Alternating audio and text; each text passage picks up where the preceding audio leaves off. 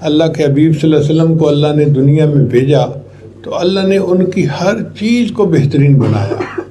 چنانچہ ایک آدمی دنیا میں پیدا ہوتا ہے، کسی کے لیے دادا نے دعا مانگی، کسی کے لیے دادی نے دعا مانگی، کسی کے لیے نانا نے، کسی کے لیے نانی نے، تو مختلف لوگوں کی دعائیں قبول ہوتی ہیں اور بچہ دنیا میں پیدا ہوتا ہے۔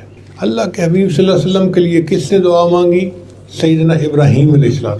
حدیث مبارکہ میں آتا ہے کہ جب ابراہیم علیہ السلام نے بیت اللہ بنایا تو اللہ نے فرمایا میرے خلیل آپ نے مزدوری کی ہے، اب آپ مجھ سے مانگیں جو مانگتے ہیں۔ تو ابراہیم علیہ السلام نے جواب دیا یا اللہ میں آپ سے دنیا کا مال و منال نہیں مانگتا، میں آپ سے دنیا کا فضل و کمال نہیں مانگتا، تو میرے ابراہیم کیا مانگتے ہو؟ اے اللہ میں آپ سے آمنہ کا لال مانگتا ہوں۔ ربنا وابعث فیہم رسولا، اے اللہ ان میں اپنے رسول کو بھیج دیجئے۔ میں نے آپ کا گھر بنا دیا، عبادت سکھانے والے کو بھیج دیجئے۔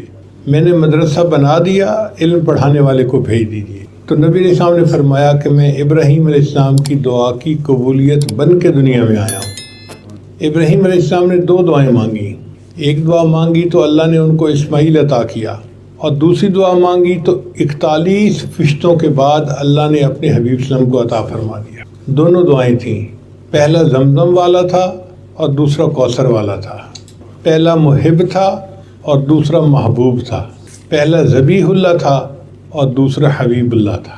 دونوں دعائیں دیکھو اللہ نے کیسے قبول فرمائی۔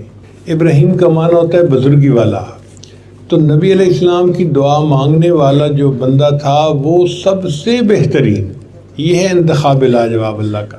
پھر بچہ پیدا ہوتا ہے یا آنا ہوتا ہے تو اس کی خوشخبری دی جاتی ہے، کسی کی خوشخبری الٹرا ساؤنڈ سے ڈاکٹر ہی دیتی ہے، کسی کی خوشخبری نرس دیتی ہے، کسی کی خوشخبری حکیم دیتا ہے یا کوئی اور عورت دیتی ہے۔ نبی علیہ السلام کے دنیا میں تشریف آوری کی جو خوشخبری تھی وہ اللہ کے ایک نبی حضرت عیسیٰ علیہ السلام نے عطا فرمائی۔ دیکھو خوشخبری دینے والا بھی بہترین، اللہ تعالیٰ نے کس کو چنا خوشخبری کے لیے کہ عیسیٰ علیہ السلام نے فرمایا کہ میرے بعد ایک رسول آئے گا اسمہ احمد، جن کا نام احمد ہوگا۔ تو ایک نبی نے ڈھنڈورا پیٹا، خوشخبری سنائی کہ اللہ کے نبی اسلام دنیا میں آنے والے ہیں۔ پھر آپ صلی اللہ علیہ وسلم جب دنیا میں تشریف لائے تو آپ صلی اللہ علیہ وسلم کے جسم اطہر کو اللہ نے جنت کی مٹی سے بنایا، وہ دنیا کی مٹی نہیں تھی، جنت کی مٹی تھی، اس لیے نبی علیہ السلام کے جسم اطہر سے خوشبو آتی تھی۔ آپ صلی اللہ علیہ وسلم جہاں سے گزر جاتے تھے اس جگہ سے خوشبو آیا کرتی تھی۔ صحابہ کرام کہتے ہیں کہ جب ہم کبھی مس کرتے حضور صلی اللہ علیہ وسلم کو کہ کہاں ہیں، ڈھونڈنا رہتا تو ہم خوشبو ڈھونڈتے ڈھونڈتے بالآخر نبی علیہ السلام تک پہنچ جاتے تھے۔ وہ جنت کی مٹی جو تھی وہ ہر جگہ خوشبو مچاتی تھی، اور اللہ کی شان دیکھیے کہ بالآخر جنت کی مٹی مدفون بھی جنت کے ٹکڑے میں ہی ہوئی۔ نبی السلام نے فرمایا ما بین بیتی و منبری روضۃ من ریاض الجنہ، میرے گھر اور منبر کے درمیان جو ٹکڑا ہے وہ جنت کے ٹکڑوں میں سے ایک ٹکڑا ہے۔ کہتے ہیں نا کہ پہنچی وہیں پہ خاک جہاں کا خمیر تھا، تو جنت کی مٹی تھی، اللہ نے بالآخر اس کو جنت کے اندر ہی ملا دیا۔ تو دیکھو جسم اطہر سب سے بہترین۔ پھر نبی علیہ السلام دنیا میں تشریف لائے تو آپ کے لیے اللہ نے عربی زبان کو پسند کیا۔ دنیا میں کئی زبانیں تھیں، عبرانی بھی تھی، سریانی بھی تھی، اجمی زبانیں بہت ساری تھیں، مگر اللہ نے عربی زبان کو پسند کیا۔ اور عرب لوگ اپنی زبان پہ اتنا ناز کرتے تھے کہ دوسروں کو عجم گنگا کہتے تھے کہ باقی تو گنگے ہیں، ان کو تو معافی ضمیر بیان کرنے کا سلیقہ ہی نہیں آتا۔ عربی میں جو فصاحت و بلاغت ہے اس کو تو پوری دنیا مانتی ہے۔ سمجھ میں صاف آ جائے فصاحت اس کو کہتے ہیں، اثر ہو سننے والے پر بلاغت اس کو کہتے ہیں۔ تو دیکھو جو اللہ نے اپنے محبوب کی زبان پسند فرمائی وہ بھی زبانوں میں سب سے بہترین زبان۔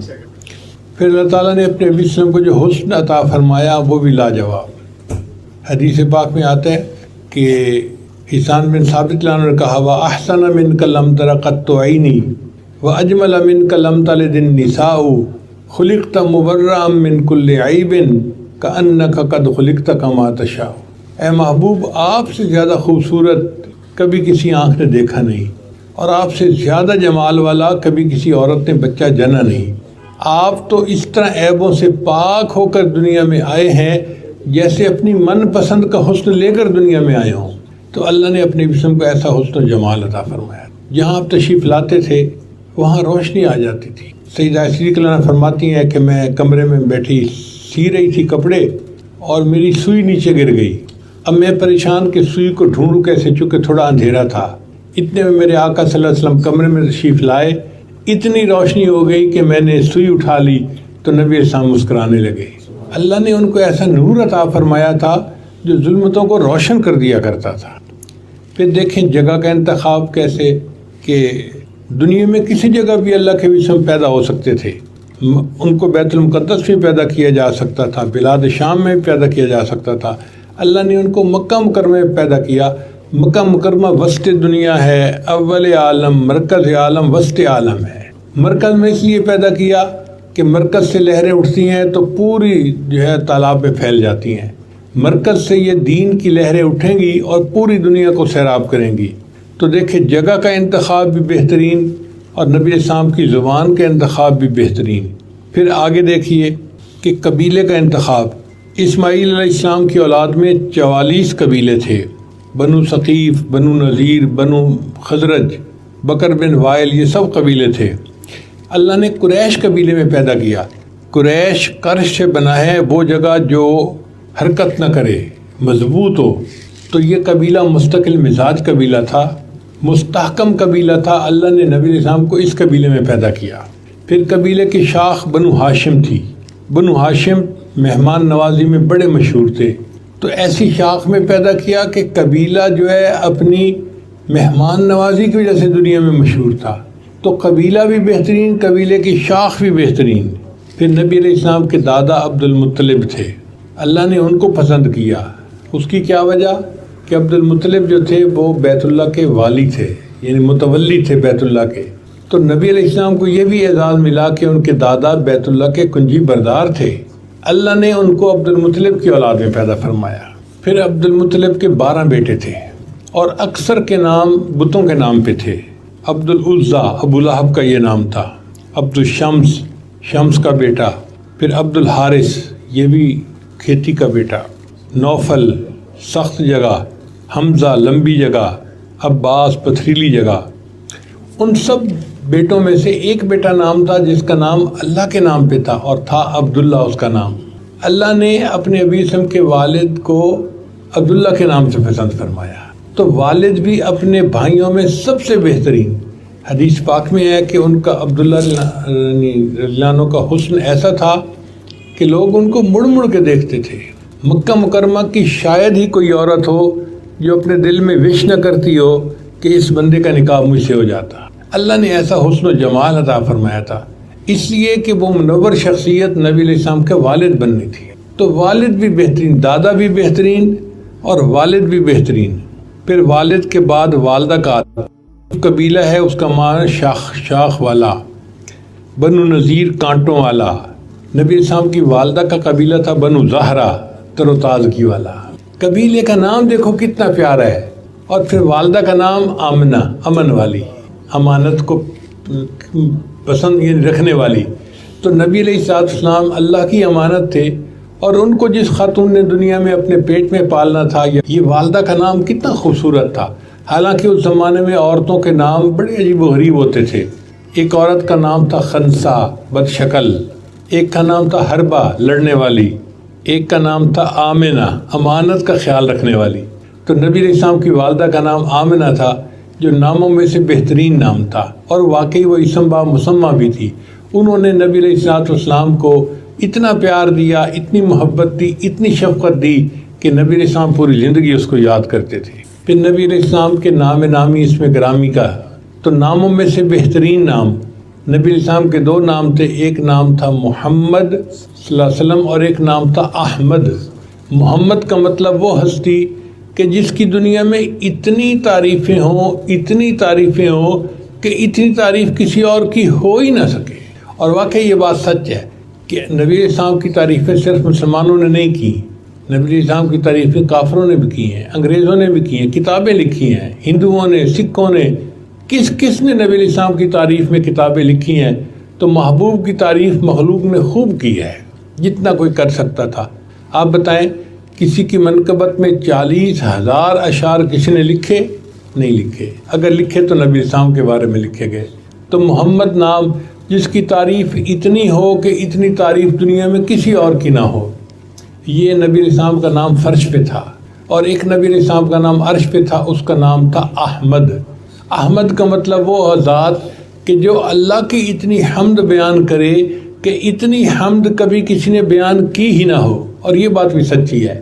نبی علیہ السلام فرماتے ہیں قیامت کے دن اللہ مجھے مقام محمود عطا کرے گا، اور میں وہاں جا کر سجدہ کروں گا اور اللہ کی ایسی حمد بیان کروں گا نہ اس سے پہلے کسی نے کی ہوگی، نہ اس کے بعد کوئی ایسی حمد بیان کر سکے گا۔ تو نبی علیہ السلام ایسی حمد بیان کرنے والے، اس لیے ان کا نام احمد بھی سجتا ہے۔ اب دیکھیں انبیاء کے نام تو بہت تھے، مگر ان کے ناموں کے معنی عجیب و غریب۔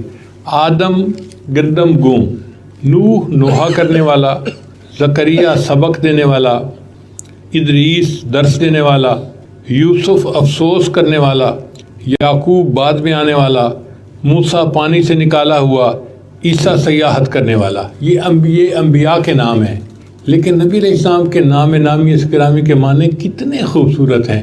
اللہ فرماتے ہیں کہ وہ ذات جس کی اتنی تعریفیں ہوں کہ دنیا میں کسی اور کی اتنی تعریفیں ہوں ہی نہیں۔ چنانچہ نبی السلام محمد بھی تھے، احمد بھی تھے۔ اور یہ بھی عجیب بات ہے کہ نہ محمد کے نام میں کوئی نقطہ ہے، نہ احمد میں نام میں کوئی نقطہ ہے، اور نہ اللہ کے نام میں کوئی نقطہ ہے۔ نقطہ اللہ نے اس لیے نہیں پسند کیا کہ بعد میں آنے والے ان پر کوئی دھبا نہ لگا بیٹھیں۔ میں نے ان کا نام بے نقطہ بنایا ہے تاکہ ان کی ذات کے اوپر بھی کوئی اعتراض نہ کرنے والا کر نہ سکے۔ چنانچہ محمد اور محبت، یہ دونوں الفاظ لینا تو دو دفعہ ہونٹ ملتے ہیں، محبت اور محمد۔ تو نبی علیہ السلام آئے تھے دنیا کو محبت سکھانے کے لیے۔ اللہ کی محبت سکھانا، اپنے قریبی رشتہ داروں کی محبت سکھانا، تو نبی علیہ السلام کے نام نامی کے اندر کیا تاثیر ہے۔ پھر ایک اور بات دیکھیے کہ جب کوئی بندہ نماز پڑھتا ہے نا تو اس کی ہر رکعت احمد کا نام بنتی ہے۔ جب وہ کھڑا ہوتا ہے تو الف بنتا ہے، جب رکوع میں جاتا ہے تو ہا بنتا ہے، جب سجدے میں جاتا ہے تو میم بنتا ہے، اور جب اتحیات میں بیٹھتا ہے تو دال کی شکل بنتی ہے۔ تو اگر سب کو ملائیں تو احمد کا لفظ بنتا ہے۔ اس لیے اللہ تعالیٰ بندے کے نماز پڑھنے پر بہت خوش ہوتے ہیں، اس لیے کہ وہ دیکھنے میں تو نماز پڑھ رہا ہوتا ہے، حقیقت میں اس کا جسم اللہ کے محبوب وسلم کا نام بنا رہا ہوتا ہے۔ میں نے تو یوں ہی خاک میں پھیری تھی انگلیاں، دیکھا جو غور سے تو تیری تصویر بن گئی۔ تو اللہ کو اپنے محبوب صلی اللہ علیہ وسلم کا نام جسم سے بنتا دیکھ کے خوشی ہوتی ہے، اور اللہ تعالیٰ نمازی بندے پر محبت کی نظر ڈالتے ہیں۔ پھر نبی علیہ السلام کی جو دایا تھی، تو نبی علیہ السلام کو اللہ نے ایک ایسے قبیلے کے اندر جو ہے نا وہ بھیجا کہ جس کی عورت جو تھی وہ بنو سعد قبیلے کی تھی، نیک بخت قبیلے کی تھی۔ واقعی اس عورت کی نیک بختی تھی کہ اس کو اللہ کے حبیب صلی اللہ علیہ وسلم کو پرورش پانے کا موقع ملا۔ پھر دایا کا نام تھا حلیمہ۔ حلیمہ کہتے ہیں حلم والی، تحمل مزاج۔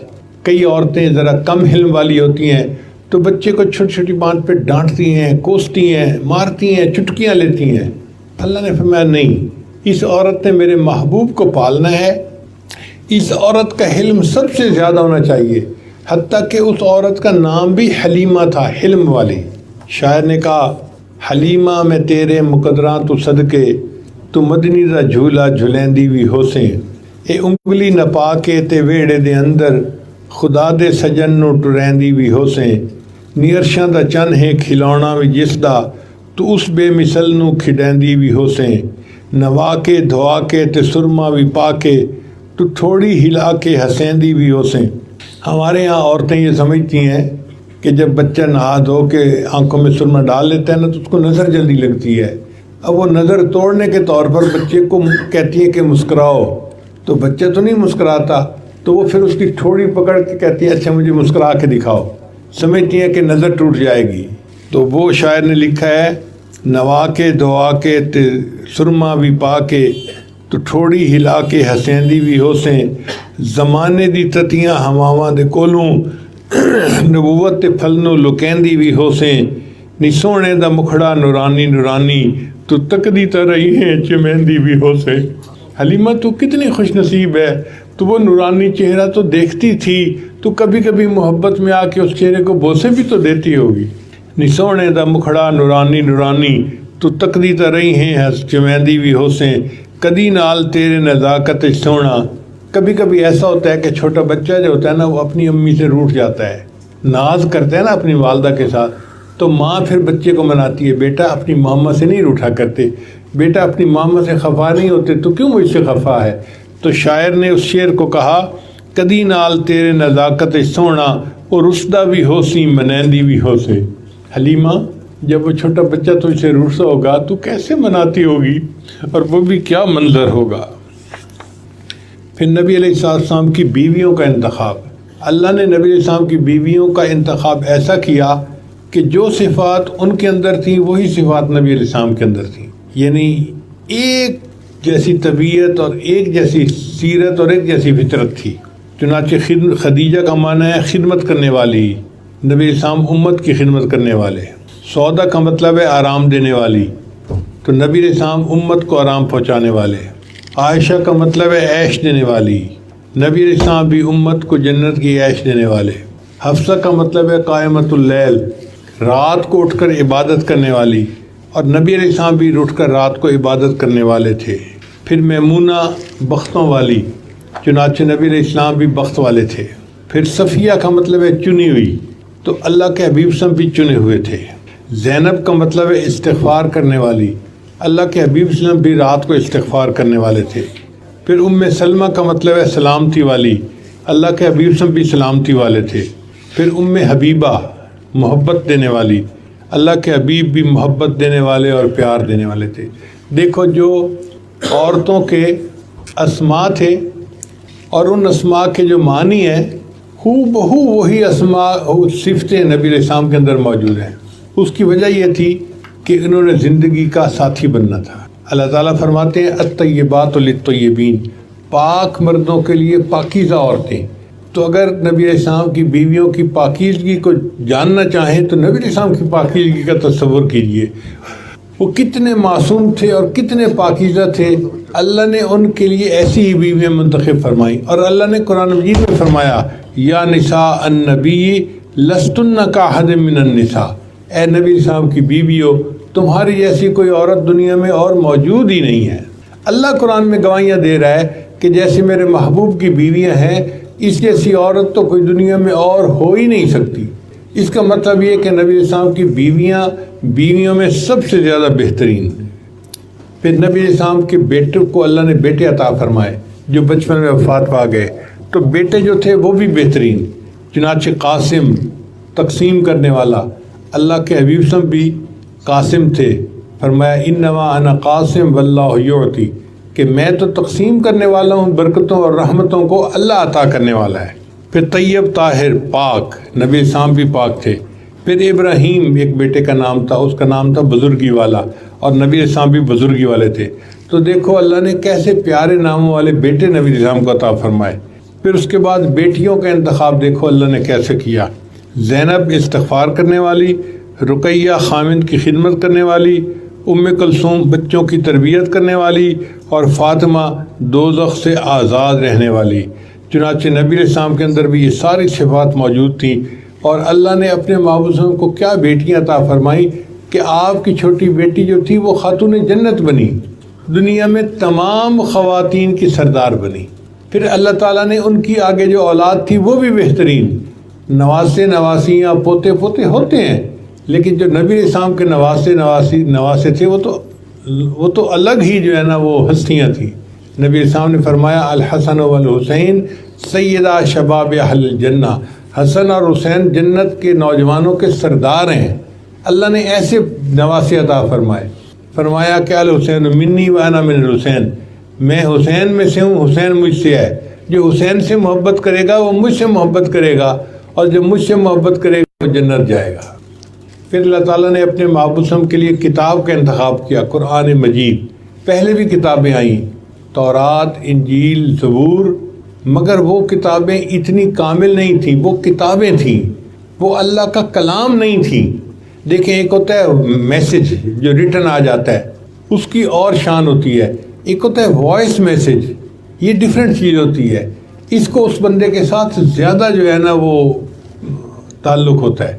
تو گویا قرآن مجید جو تھا وہ اللہ تعالیٰ کا وائس میسیج تھا اس امت کے لیے، اس لیے قرآن مجید سب سے بہترین کتاب۔ تو جو کتاب اللہ نے چنی وہ بھی بہترین، جو اللہ نے اولاد چنی وہ بھی بہترین، جو بیویاں چنی وہ بھی بہترین، جو نام چنا وہ بھی بہترین، ہر چیز بہترین، اس کو کہتے ہیں انتخاب لاجواب۔ چنانچہ اللہ نے اپنے نبی وسلم کے لیے دین اسلام کو پسند کیا۔ اللہ فرماتے ہیں الیوم اکملت لکم دینکم، آج کے دن میں نے تمہارے لیے دین کو مکمل کر دیا، واتممت علیکم نعمتی، اور میں نے اپنی نعمت کو تمہارے اوپر مکمل کر دیا۔ تو کسی اور دین کو اللہ نے نعمت نہیں کہا، دین اسلام کو کہا، چونکہ یہ سب سے بہترین دین تھا۔ تو محبوب ہم کو جو دین ملا وہ ادیان میں سب سے بہترین دین ہے۔ پھر اللہ نے اپنے محبوب ہم کو جو امت عطا فرمائی وہ امتوں میں بہترین ہے۔ حدیث پاک میں ہے انتم تتمون 70 امتاً، کہ تم 70 نمبر کی امت ہو جو دنیا میں آئی ہو، انتم اکرمھا و افضلھا، تم سب سے زیادہ اللہ کے نزدیک عزت والی اور افضل امت ہو۔ اور قرآن مجید نے گواہی دی کنتم خیر امت اخرجت للناس، تم سب سے بہترین امت ہو، تمہیں اللہ نے انسانوں کی بھلائی کے لیے بنایا ہے۔ اب آپ اندازہ لگائیے کہ نبی علیہ السلام کو جو امت ملی وہ بھی امتوں میں سے بہترین امت تھی۔ پھر نبی علیہ السلام کے شاگردوں کو اللہ نے جو پسند کیا تو آپ کے شاگرد تاریخ انسانیت میں سب سے زیادہ بہترین شاگرد، کسی نبی کو ایسے شاگرد نہیں ملے۔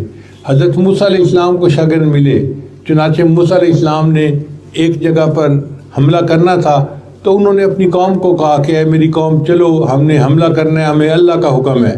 انہوں نے کہا اذهب انت وربک فقاتلا انا ہاہنا قاعدون، آپ جائیے اور آپ کا رب جائیے، جا کے قتال کریں، ہم تو یہیں بیٹھے ہیں۔ ایسے شاگرد تھے، اپنے نبی کو موقع کے اوپر جواب دے دیا۔ اور اللہ نے اپنے جسم کو ایسے شاگرد عطا فرمائے کہ جنہوں نے اپنی جانوں کے نذرانے پیش کر کے وفا کی تاریخیں قائم کر لی۔ ویکھیا جے یوسف نو انگلیاں کٹیاں، آقا دے دیوانیاں نے جانا وار سٹیاں، عشق دی اخیر ویکھیو دے عاشقین دی، جگ دے حسینہ کولوں ود کے حسین دی، بات میں سناواں ایک ایسے محجبین دی، جگ دے حسینہ کولوں ود کے حسین دی۔ تو اللہ تعالیٰ نے اپنے محبوب صلی اللہ علیہ وسلم کو ایسے شاگرد عطا فرمائے۔ چنانچہ آپ کے شاگردوں میں ایک شاگرد تھے حضرت ابوبکر صدیق رضی اللہ تعالیٰ عنہ۔ شاعر نے ان کے بارے میں کیا لکھا ہے ذرا غور سے سنیے۔ فرماتے ہیں تمہیں لا کر دکھانا تھا بشر ایسے بھی ہوتے ہیں، تمہیں لا کر دکھانا تھا بشر ایسے بھی ہوتے ہیں، خدا نے یہ بتانا تھا بشر ایسے بھی ہوتے ہیں، ستاروں سے زیادہ خوبصورت نیکیاں دے کر یہی باور کرانا تھا بشر ایسے بھی ہوتے ہیں، پہاڑوں سے زیادہ سونے چاندی کو جو ٹھکرا دے دلوں میں یہ بٹھانا تھا بشر ایسے بھی ہوتے ہیں، خلیفہ ہو کے بھی فاقہ کشی کی لذتیں مانگے۔ یہ خلیفہ تھے تو فاقے کو پسند کرتے تھے، حالانکہ ان کے بیت المال میں اربوں خربوں جو ہے وہ روپوں موجود ہوتے، درہم دینار موجود تھے۔ خلیفہ ہو کے بھی فاقہ کشی کی لذتیں مانگے، فرشتوں کو دکھانا تھا بشر ایسے بھی ہوتے۔ اللہ تعالیٰ نے فرشتوں کو یہ دکھانا تھا اے میرے فرشتوں دیکھو بشر ایسے بھی ہوتے ہیں کہ سونے چاندی کے ڈھیر ہیں ان کے قدموں میں لگے ہوئے اور وہ پاؤں سے ٹھکرا دیتے ہیں اور فاقے والی زندگی گزارنا پسند کرتے ہیں۔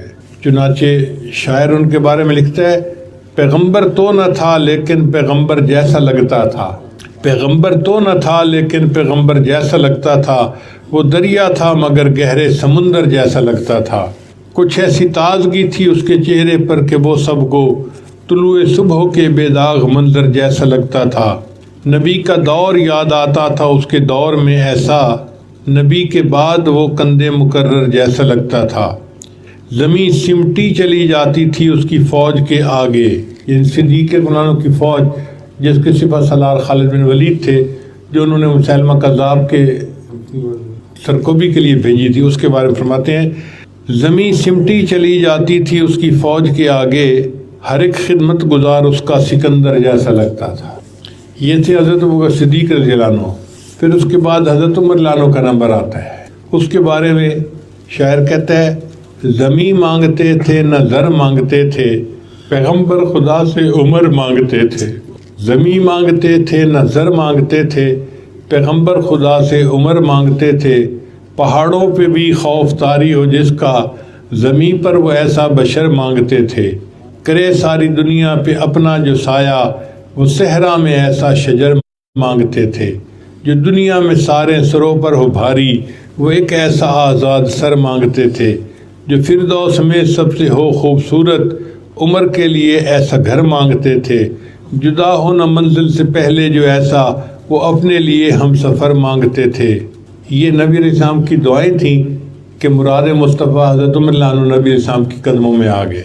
فرماتے ہیں مرد جلال مرد ہنر بھیجنا پڑا، اونچے بدن پہ اونچا ہی سر بھیجنا پڑا، آئی سزائے کفر کسی سمت سے اگر، اس شخص کو اکیلا وہاں بھیجنا پڑا، پڑنے لگا جو زور جہالت کی فوج کا، روئے زمین پہ رب کو عمر بھیجنا پڑا، سب سے بڑے نبی کی حفاظت کے واسطے فولاد سے بھی سخت بشر بھیجنا پڑا۔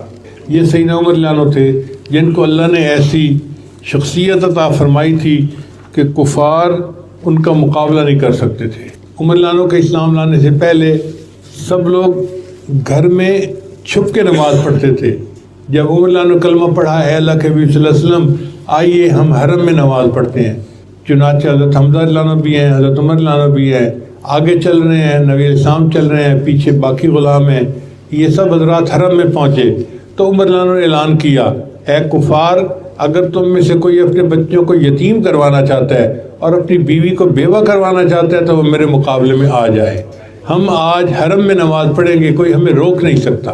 اندازہ کیجئے اللہ نے اس شخصیت کے سبب اسلام کو کیسا عروج عطا فرمایا کہ حرم کے اندر نماز کھلے عام پڑھنی شروع ہو گئی۔ پھر نبی علیہ السلام کے صحابہ میں سے ایک شاگرد تھے، ان کا نام تھا حضرت بلال رضی اللہ عنہ۔ اگرچہ ظاہری طور پہ وہ غلام تھے، وہ کہ نبی علیہ السلام کے عاشق صادق تھے۔ ان کے بارے میں علامہ اقبال نے بہت خوبصورت اشعار لکھے ہیں، چمک اٹھا جو ستارہ تیرے مقدر کا، کہ اے بلال چمک اٹھا جو ستارہ تیرے مقدر کا، حبش سے تجھ کو اٹھا کر حجاز میں لایا، ہوئی اسی سے تیرے غم کدے کی آبادی، تیری غلامی کے صدقے ہزار آزادی، وہ آستہ نہ چھٹا تجھ سے ایک دم کے لیے، کسی کے عشق میں تو نے مزے ستم کے لیے، جفا جو عشق میں ہوتی ہے وہ جفا ہی نہیں، ستم نہ ہو تو محبت میں کچھ مزہ ہی نہیں۔ یہ بہت خوبصورت شعر ہے، جفا جو عشق میں ہوتی ہے وہ جفا ہی نہیں، ستم نہ ہو تو محبت میں کچھ مزہ ہی نہیں، نظر تھی صورت سلمہ ادا شناس تیری، شراب دید سی پڑتی تھی اور پیاس تیری، یعنی جتنا تو نبی علیہ السلام کو دیکھتا تھا تیری دیکھنے کی حسرت اور بڑھ جاتی تھی، شراب دید سے بڑھتی تھی اور پیاس تیری، تجھے نظارے کا مثل کلیم سودا تھا، اویس طاقت دیدار کو ترستا تھا، مدینہ تیری نگاہوں کا نور تھا گویا، اے بلال لانو مدینہ تیری نگاہوں کا نور تھا گویا، تیرے لیے تو یہ صحرا ہی طور تھا گویا، تیری نظر کو رہی دید میں بھی حسرت دید، جب تو نبی السلام کی دید کر رہا ہوتا تھا اس وقت بھی تیرے دل میں دید کی حسرت ہوتی تھی، اور دیکھوں اور دیکھوں اور دیکھوں، تیری نظر کو رہی دید میں بھی حسرت دید، خنق دلے کے تفید و دم نیاز سعید، ادائے دید سراپا نیاز تھی تیری، کسی کو دیکھتے رہنا نماز تھی تیری۔ اے بلال لانو آپ جو نبی علیہ السلام کو دیکھتے رہتے تھے تو یہ گویا آپ محبت کی نماز پڑھ رہے ہوتے تھے، عشق کی نماز پڑھ رہے ہوتے تھے، ادائے دید سراپا نیاز تھی تیری، کسی کو دیکھتے رہنا نماز تھی تیری، ازاں ازل سے تیرے عشق کا ترانہ بنی، نماز اس کے نظارے کا ایک بہانہ بنی۔ تو نبی علیہ السلام کے جو شاگرد تھے وہ شاگردوں میں سب سے زیادہ بہترین، اس سے پتہ چلتا ہے کہ اللہ نے اپنے نبی وسلم کو جو کچھ عطا فرمایا وہ سب بہترین تھا۔ یہ ہے انتخاب لاجواب کہ اللہ تعالیٰ نے اپنے محبوب کے لیے جو کچھ چنا وہ لاجواب چنا۔ چنانچہ شاعر کہتا ہے دنیا سیپ محمد موتی صلی اللہ علیہ وسلم، تجھ بھی دنیا کیسے ہوتی صلی اللہ علیہ وسلم، گر نہ ہوتا عام نہ جایا امت کا غم کھانے والا، خلقت میٹھی نیند نہ سوتی صلی اللہ علیہ وسلم۔ بس ہم آخر پر اتنا ہی کہتے ہیں بلغ العلا بکمالہ کشف الدجا بجمالہ حسنت جمیع خصالہ صلوا علیہ وآلہ۔ اللہ تعالیٰ میں نبی اسلام کی سچی محبت عطا فرمائے۔ ہمارے دلوں میں اولیاء جیسی محبت تو نہیں ہے جو ان کے اندر ہوتی ہے، لیکن بہرحال محبت ضرور ہے، یہ پکی بات ہے۔ ہم کلمہ گو ہے نا، نبی اسلام سے محبت کرتے ہیں۔ شاعر نے کہا میرا رومی ورگا عشق بھی نہیں، میرا رومی ورگا عشق بھی نہیں تے میرے جامی ورگی ٹور بھی نہیں، میرا رومی ورگا عشق بھی نہیں تے میری جامی ورگی ٹور دی نہیں، مگر قسم خدا دی کھاندہ ہاں مینوں تیرے جیا کوئی اور بھی نہیں۔ اے اللہ کے نبی صاحب، ہم جیسے بھی ہیں قسم اٹھا کر کہتے ہیں کہ ہمیں آپ جیسا کوئی اور نہیں ہے۔ آپ سے جو محبت ہے وہ سب سے اعلیٰ ہے اور ہماری زندگی کا وہ سرمایہ ہے۔ اللہ ہمیں اسی محبت پر دنیا میں زندہ رکھے اور اسی محبت پر قیامت کے دن نبی صاحب کے قدموں میں کھڑا فرمائے۔ وآخر دعوانا ان الحمد للہ رب العالمین۔ دعا سے پہلے یا جو توبہ کے کلمات پڑھا دے گا سچے دل کے ساتھ پیچھے پیچھے پڑھتے جائیے۔ پڑھیے بسم اللہ الرحمن الرحیم، لا الہ الا اللہ محمد الرسول اللہ، آمنت باللہ و ملائکتہ و کتبہ و رسلہ والیوم الآخر والقدر خیرہ و شرہ من اللہ تعالی والبعث بعد الموت، آمنت باللہ کما ہوا باسمائہ و صفاتہ وقبلت جمیع احکامہ اقرار باللسان و تصدیق بالقلب، اشہد ان لا الہ الا اللہ و اشہد ان محمدا عبدہ و رسولہ، استغفر اللہ ربی من کل ذنب و اتوب الیہ برحمتک یا ارحم الراحمین۔ ان کلمات کو پڑھنے سے ہم تو بتائے ہو چکے ہیں، تھوڑی دیر کے لیے ہم مراقبہ کریں گے۔ سب ذرات آنکھوں کو بند کر لیں، سر کو جھکا لیں، دنیا اور جو کوئی دنیا میں ہے اس سے ہٹ کٹ کے اللہ کی یاد میں ڈوب جائیں۔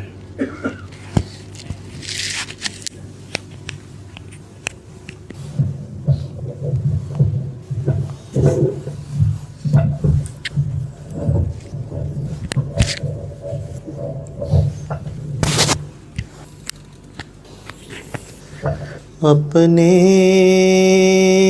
کسی عمل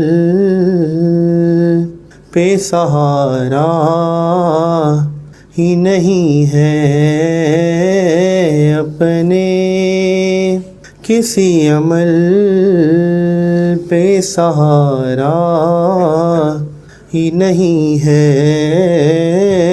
توبہ توبہ کیے بغیر گزارا ہی نہیں ہے، سنتا بھی ہے سوال وہ، دیتا بھی ہے جواب، سنتا بھی ہے سوال وہ، دیتا بھی ہے جواب، غافل غافل ہے تو کہ دل سے پکارا ہی نہیں ہے، غافل ہی نہیں ہے، رحمت کا اس کی کوئی کنارہ ہی نہیں ہے، اس کے سوا جھکائے کہیں پر بشر جبیں، اس کے سوا جھکائے کہیں پر بشر جبیں، یہ بات کبریا کو گوارا ہی نہیں ہے، یہ بات کبریا کو گوارا ہی نہیں ہے، محشر میں منہ دکھائیں گے آقا کو کس طرح، محشر میں منہ دکھائیں گے آقا کو کس طرح، آقا نگر کہا یہ ہمارا ہی نہیں ہے، آقا نگر کہا یہ ہمارا ہی نہیں ہے، محشر میں منہ دکھائیں گے آقا کو کس طرح،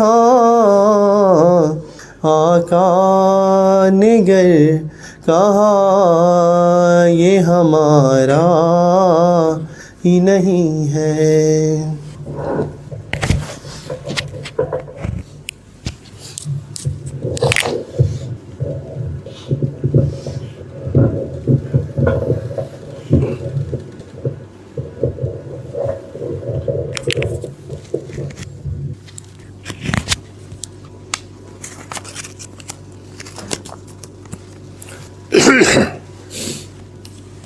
سبحان ربی العلبہب اللہم صلی علی سیدنا محمد وعلی آل سیدنا محمد وبارک وسلم۔